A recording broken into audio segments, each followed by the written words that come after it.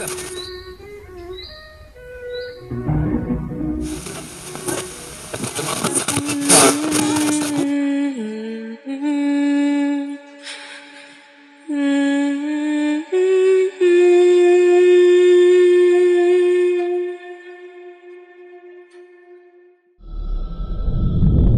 lagi bersama gue Fajar Aditya. Kali ini di Scary Tale Season 3.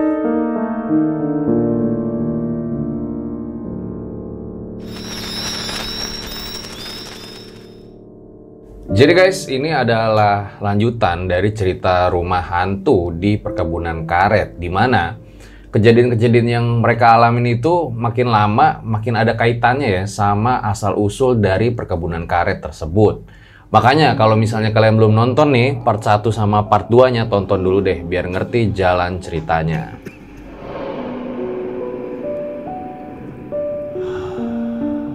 Nah, di part ini ceritanya tuh bakal serem banget. Makanya buat kalian yang lagi nonton ini di rumah sendirian, hati-hati deh, awas. Nanti ada yang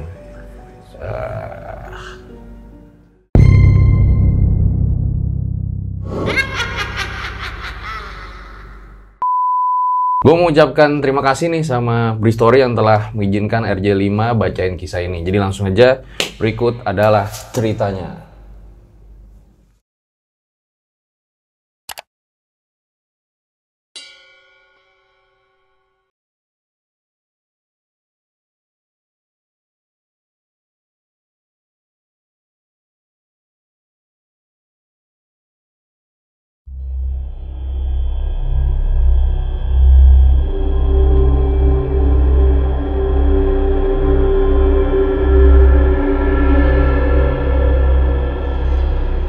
Waktu berlalu begitu cepat ya, nggak terasa mereka ini udah 6 bulan tinggal di rumah perkebunan karet itu. Semakin lama mereka tinggal ya semakin banyak aja kejadian-kejadian aneh yang mereka alamin. Mental gimana mental? Tenang, masih aman. Jadi mereka tuh sekarang nyari kesibukan dengan cara bercocok tanam. Jadi halaman depan itu ditanamin sama rumput Jepang, ada tanaman hias juga. Terus di bagian kanan itu ada pohon singkong. Nah, di samping kirinya tuh ada ternak ayam. Terus di ruang tengah sekarang juga udah ada radio. Ya biar nggak sepi-sepi amat lah pikir mereka. Ya masa sih tiap hari mikirin horor doang? Bisa-bisa gila kali pikir Wahyu sama Pak Heri.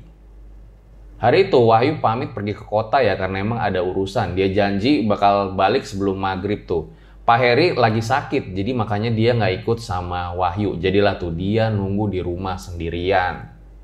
Pak Heri yang sakit tidur-tidur aja tuh di rumah. Hingga pas dia bangun nggak taunya udah jam 6 sore. Loh, si Wahyu kok belum balik? Aduh, sepi banget. Saya setel radio aja deh.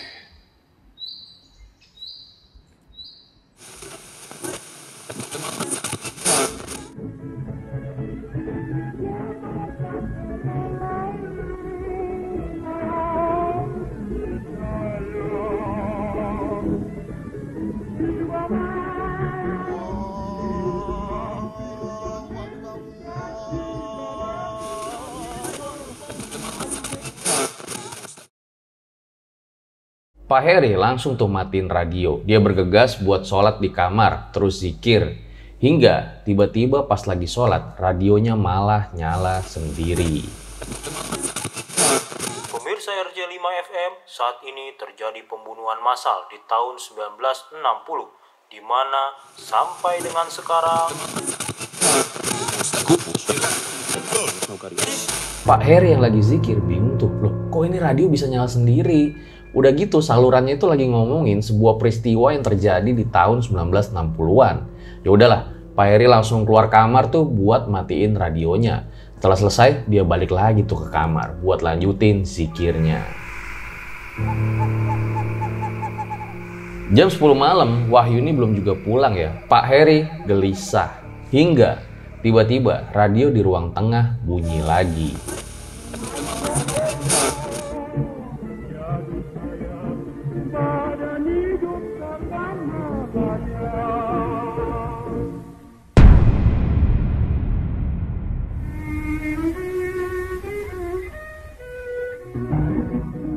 Deg-degan lah tuh Pak Heri. Ini radio dibeli buat ngilangin sepi, lah kok malah jadi nyeremin.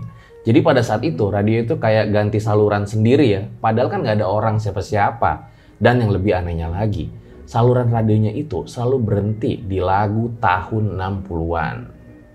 Tahun 60-an. Langsung lah tuh Pak Heri keluar kamar buat lihat keadaan ya. Ternyata ya nggak ada siapa-siapa. Langsung dimatiin radionya, dia sempet tuh telinga kiri, telinga kanan. Ya ternyata nggak ada orang. Dia balik lagi tuh ke kamar buat tidur. Dikuncilah pintu kamarnya. Bener-bener dah nih si Wahyu. Bisa-bisanya gue ditinggal sendirian sampai tengah malam gini. Pak Heri gelisah ya, dia nggak bisa tidur tuh. Hingga nggak lama kembali terdengar suara itu. Suara orang nyapu kembali muncul dari arah luar rumah. Di situ Pak Heri merinding. Dia inget ya, kalau dia tuh pernah lihat sosok nenek pakai kebaya beberapa waktu yang lalu. Nah, karena Pak Heri ini takut, dia meremin aja tuh mata. Dia coba ke kiri, ke kanan, tapi nggak bisa tidur-tidur juga. Sialan amat nih badan, nggak bisa diajak kompromi katanya. Hingga nggak lama, dia denger ya, ada suara lagu keroncong dari ruang tengah.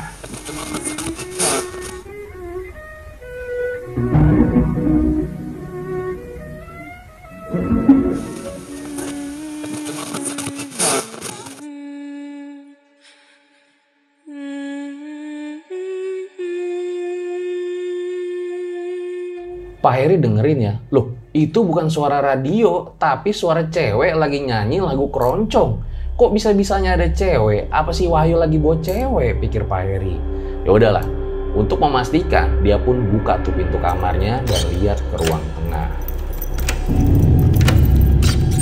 Di situ ternyata bukan Wahyu dong yang dilihat sama Pak Heri, melainkan sosok perempuan yang bersanggul, pakai kebaya warna merah sama kain hijau.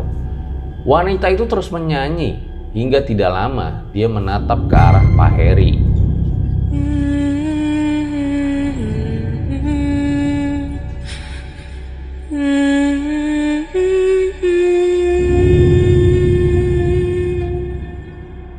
Setelahnya, wanita itu pun berjalan ke arah belakang ruang tamu. Pak Heri ini bener-bener bingung ya, sebenarnya tuh dia salah apa sih kok sampai diganggu terus-terusan kayak gini. Dia nggak pikir panjang tuh, dia langsung keluar ngerobos gelapnya hutan pada malam itu. Niatnya dia tuh pengen ke kota. Hingga nggak lama dari kejauhan ya, dia ngeliat tuh kayak ada cahaya yang semakin mendekat. Dimana ternyata itu Wahyu. Tanpa babi bu ya, langsung tuh Pak Heri ngajak Wahyu buat nginep aja di kota pada malam tersebut.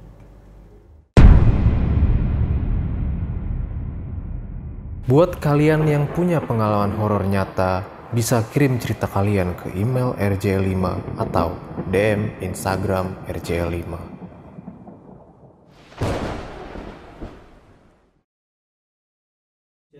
Nah, setelah kejadian itu, mereka kalau pergi kemana-mana nih selalu berdua. Nggak ada yang berani tinggal di rumah itu sendirian.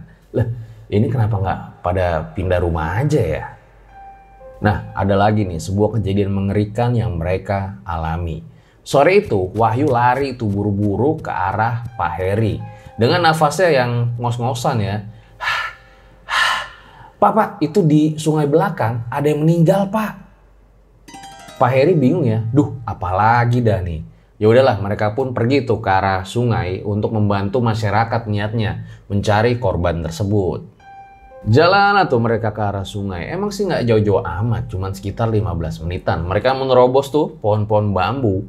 Hingga ketika sampai di sana, Pak Heri itu ngeliat ya, udah ada jenazah pria muda, rambutnya gondrong, pakai baju lengan buntung. Menurut info, anak itu tenggelam, katanya karena nggak kuat menahan arus sungai. Bapak yang mandor di perkebunan karet di atas ya? Iya pak, dan ini rekan saya Wahyu. Yuk, coba tolong ambilin kain buat nutup jenazahnya. Baik pak. Pak Heri ngobrol-ngobrol tuh sama warga yang ada di sana ya. Nah, setelah dikilik-kilik ternyata warga itu cukup jauh ya dari desa hulu sungai yang ada di seberang sana. Nah, gak lama Wahyu pun datang tuh membawa kain penutup untuk jenazah tersebut. Setelahnya jenazah itu langsung dibawa pulang. Nah, Pak Heri sama Wahyu itu masih berdiri di samping sungai ya. Hingga Pak, coba lihat itu Pak. Di sana kembali terlihat sosok-sosok berjubah hitam dari kejauhan yang seakan-akan lagi perhatiin mereka berdua. Sebenarnya siapa sih sosok berjubah hitam itu? Orang apa setan? Ya udahlah, daripada kenapa-kenapa nih, mereka pun langsung mutusin tuh buat pulang aja ke rumah perkebunan karet. Sekitar jam 1 malam nih, mereka berdua masih belum bisa tidur ya. Mereka ngobrol-ngobrol tentang jenazah yang tadi sore. Jadi pas kamu mandi tadi sore, ada 2 orang warga yang datang buat ngembaliin kain penutup jenazahnya. Loh, kok dibalikin Pak? Ya, saya tidak tahu juga yuk. Padahal lagi hujan deras juga loh.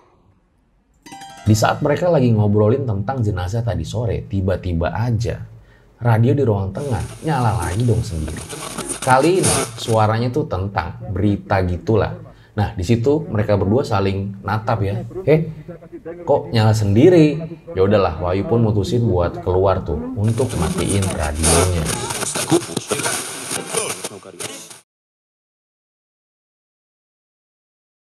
Beberapa lama, Wahyu ini kok nggak balik-balik. Pak Heri bingung. Yuk, Wahyu. Pak Heri keluar pelan-pelan tuh. Nah, di sana dia ngeliat Wahyu itu udah tergeletak di lantai, di mana di sampingnya itu ada sosok jenazah yang tadi sore yang mereka temuin. Pria, rambut gondrong dengan baju tanpa lengan.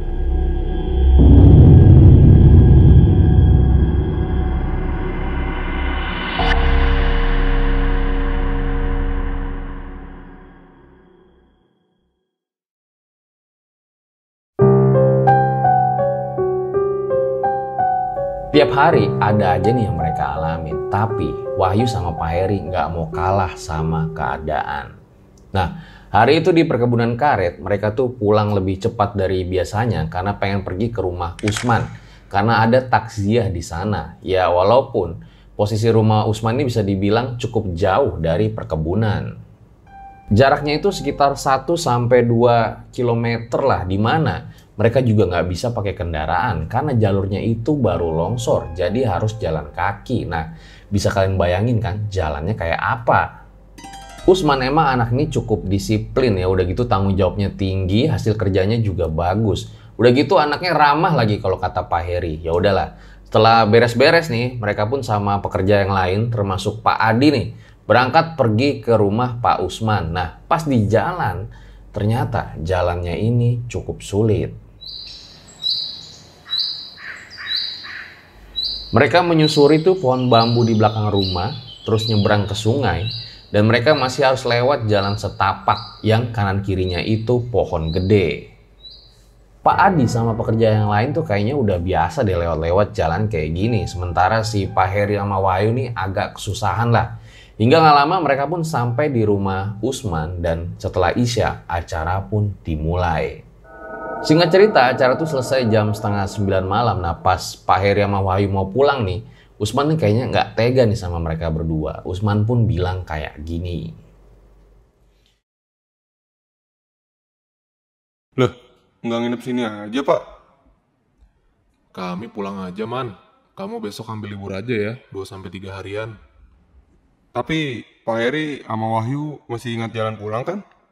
Jangan ragu-ragu Pak untuk balik ke sini kalau ada apa-apa ya. Tenang, tadi saya udah buat petunjuk juga kok. Kita pamit aja ya Man. Hati-hati ya Pak, jangan ragu loh balik ke sini kalau ada apa-apa.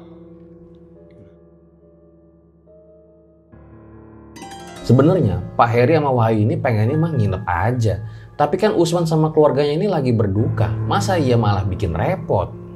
Setelah pisah dengan Pak Adi tuh di persimpangan jalan, Pak Heri sama Wahyu pun jalan berdua tuh menerobos gelapnya hutan. Mereka lewat jalan setapak yang tadi emang dilewatin juga. Penerangan pada saat itu mereka tuh bawa obor yang dikasih sama Usman. Nah, Wahyu ini sebenarnya juga bawa kayak senter kecil ya, tapi yang mana ngefek, orang hutan kan gelap bener. Jalanlah tuh mereka sekitar setengah jam, tiba-tiba hujan deras turun. Wah, bener-bener nih nggak tahu waktu hujan kalau kata si Wahyu. Untungnya di sana ada 2 gubuk yang berjejer di dalam hutan tersebut. Mereka pun meneduh tuh di gubuk tersebut.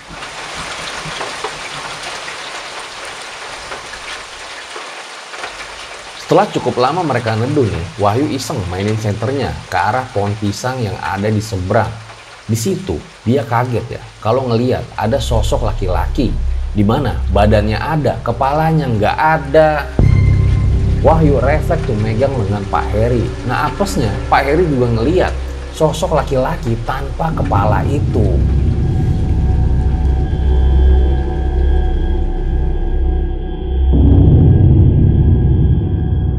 Mereka deg-degan ya, seakan-akan tiap hari itu pasti ada aja dah hal horornya. Langsung tuh mereka lari cepet-cepet. Untungnya hujan juga udah nggak deras pada saat itu. Mereka menerobos gelapnya hutan. Jalan terus lah tuh mereka. Firasat Wahyu bilang kalau mereka ini udah tersesat. Dan bener aja, mereka jalan malah balik lagi ke gubuk tadi.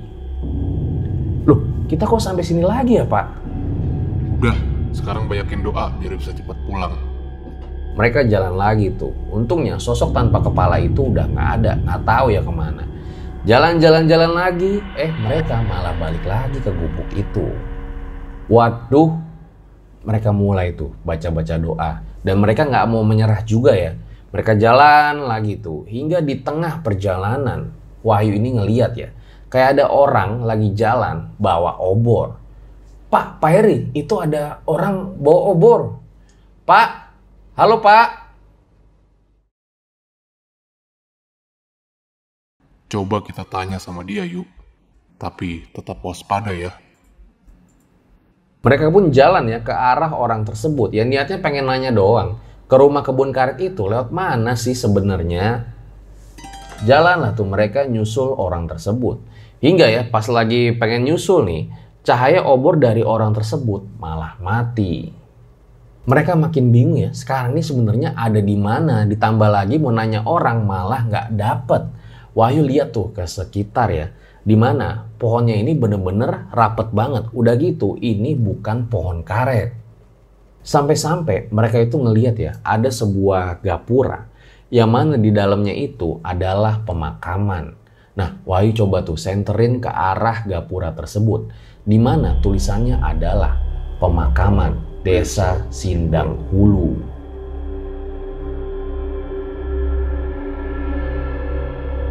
Loh, kok kita bisa nyasar sampai sini yuk? Saya juga nggak tahu Pak, tapi sungai sudah dekat nih. Pak, ayolah sedikit lagi.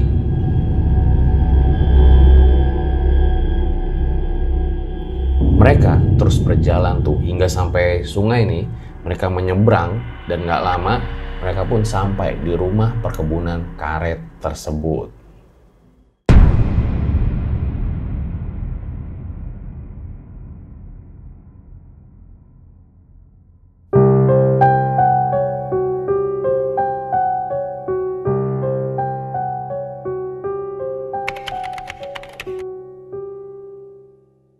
Sejak kejadian-kejadian horor aneh nih yang menimpa Pak Heri sama Wahyu, mereka itu jadi agak sedikit lebih berani ya. Apa itu takut? Ya walau, kadang masih takut juga pas lagi ngalamin hal-hal horor. Pagi itu mereka tuh lagi santai-santai nih di rumah perkebunan karet itu hingga tiba-tiba aja Pak Heri ini dapat telepon disuruh ke kantor pusat untuk nanganin sebuah pekerjaan.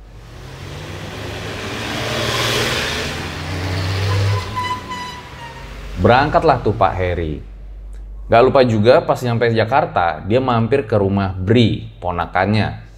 Cukup lama di sana Pak Heri sekitar 3 harian dan pas pengen balik, lah ponakannya si Bri malah pengen ikut main ke sana sama Pak Heri. Orang tuanya nih udah ngelarang, tapi ya gimana, anaknya ini ngotot terus pengen ke rumah perkebunan karet katanya. Pokoknya kamu jangan takut ya. Nggak usah takut kalau ada sesuatu yang agak seram. Tenang aja, ada Om. Bisa aja nih Pak Heri. Dalam hatinya sebenarnya gua aja ngalamin hal horor. Lah, apalagi ponakan gua nanti. Tapi ya gimana lagi? Emang udah kekeh bocahnya, mau dipaksa juga nggak bisa. Ya udah akhirnya berangkatlah tuh mereka ke rumah perkebunan karet. Bri sendiri kan masih 12 tahun ya, dia tuh kayak excited banget ya, pengen tinggal di rumah perkebunan gitulah. Nah, di situ Pak Heri banyak ngasih nasihat ke Bri, salah satunya adalah, kamu kan anak cowok, jadi harus berani. Setelah lama menempuh perjalanan nih, sekitar jam 10 pagi ya, mereka pun langsung disambut sama Wahyu tuh. Wahyu sama Bri langsung kenalan. Nah, baru aja kenalan, si Wahyu udah iseng bilang kayak gini, semoga betah ya Bri. Emang ada-ada aja nih si Wahyu, dan gak lama Bri pun masuk ke kamar tuh buat istirahat. Sekitar jam 4 sore, Bri ini udah bangun. Dia lagi baca-baca koran lah di ruang tengah. Di situ dia dengar ada suara orang lagi mandi. Bri tungguin tuh yang lagi mandi biar keluar. Hingga udah 1 jam ya, loh kok nggak keluar-keluar juga nih orangnya, pikir si Bri. Dan betapa kagetnya Bri kalau ternyata Wahyu sama Pak Heri baru masuk rumah dari kebun. Bri bengong tuh, dia mikir, lah terus tadi yang di kamar mandi itu siapa? Mereka kan cuma bertiga di rumah ini. Itulah awal perkenalan Bri. Hingga ada sebuah kejadian mengerikan yang dialami oleh Bri. Buat kalian yang punya pengalaman horor nyata, bisa kirim cerita kalian ke email RJ5 atau DM Instagram RJ5.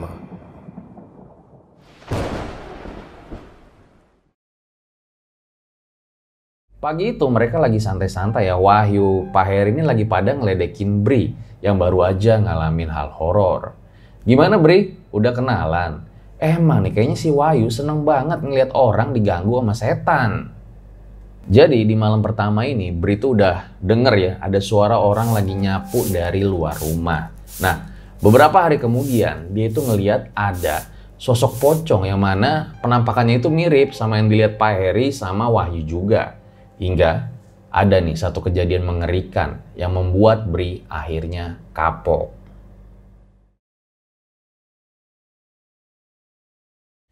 Malam ini kayak biasa, Bri tidur sama Pak Heri di kamarnya. Tapi dia masih nggak bisa tidur ya. Dia gelisah, takut ketemu sama pocong yang kemarin dia lihat. Dia coba tidur tuh, tapi nggak bisa-bisa. Mau bangunin Om Heri, nggak enak juga, serba salah tuh si Bri. Ya udahlah, dia coba aja buat supaya bisa tidur di malam itu. Nah, di antara sadar dan nggak sadar, Bri ini ngerasa kalau dirinya itu lagi digotong sama orang-orang. Hingga ketika pas dia melek, dia udah berada di tengah hutan. Loh, kok gue di sini? Bukannya gue di kasur? Ini mimpi apa gimana? Dia coba tuh perhatiin ke sekitar, di mana banyak banget pepohonan. Bri bener-bener bingung tuh, dia juga mau nangis manggil-manggil Om Heri. Tapi gak lama ya, dari kejauhan dia tuh ngeliat kayak ada segerombolan orang lagi bawa keranda. Itu apaan ya? Orang-orang itu pakai jubah hitam, di mana tiba-tiba dari keranda itu keluar pocong yang penutup wajahnya itu udah kebuka. Pocong itu bergerak ke arah Bri. Mukanya bener-bener nakutin, apalagi Bri ini sendirian ya di tengah hutan. Hingga lama-lama Bri ngerasa semuanya jadi gelap.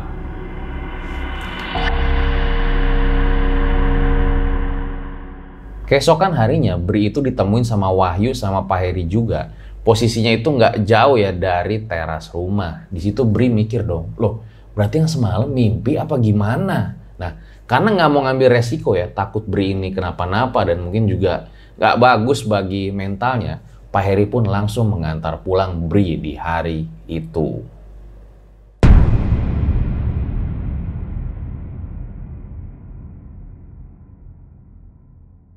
Nah, pasti pada nanya dong, Bang, sebenarnya ada apa sih di rumah perkebunan karet itu? Nah, inilah jawabannya.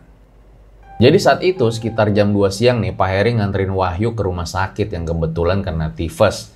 Lalu nggak lama Pak Heri pun balik tuh ke kebun untuk bekerja ya. Nah, kebetulan juga nih di daerah kebun karet itu udah lama nggak turun hujan, jadi tanahnya sedikit gersang. 1 jam kemudian Pak Heri sampai tuh di perkebunan karet. Dia lihat para pekerja ini lagi kayak nyadap karet, proses ngambil cairan gitulah di pohon karetnya. Pak Heri pun langsung kerja tuh nggak istirahat dulu, hingga kayaknya dia kecapean deh pas kerja. Dia pun tertidur tuh di bawah pohon karet. Saat tidur itu, Pak Heri bermimpi. Pak Heri ini mimpi yang kayak nyata banget. Kalau dia tuh lihat lagi ada orang-orang yang lagi berantem kayak tawuran. Situasinya tuh chaos banget. Banyak suara teriakan, seperti ada 2 kubu yang entah kenapa dia juga nggak tahu bisa pecah perkelahian ini. Belasan orang banyak yang luka, bahkan ada korban jiwa. Ada yang dikeroyok, orang-orang di sana kayaknya bener-bener membabi buta. Pak, bangun Pak, Pak Heri. Ternyata Pak Heri ini cuma mimpi, tapi mimpinya tuh kayak nyata banget gitu loh. Dia sampai keringet dingin. Dia juga bingung ya, loh kok bisa-bisanya gue mimpi tentang orang-orang lagi tawuran gitu. Dan yang lebih bikin dia heran lagi, tawurannya itu kayak di tanah kosong di dalam perkebunan karet. Di situ Pak Heri mikir ya, apa mimpinya ini ada hubungannya sama perkebunan tersebut. Ditambah lagi dia juga jadi keingetan ya kata-kata dari Pak Roni, ketua RT setempat, tentang asal-usul perkebunan tersebut. Di part terakhir. Jadi dulunya perkebunan ini adalah sebuah desa terpencil yang lumayan maju. Kehidupan desanya tentram. Semua perekonomiannya rata-rata tinggi karena hasil kebunnya melimpah. Namun, sayang, umur desa itu tidaklah lama karena ada sebuah kejadian.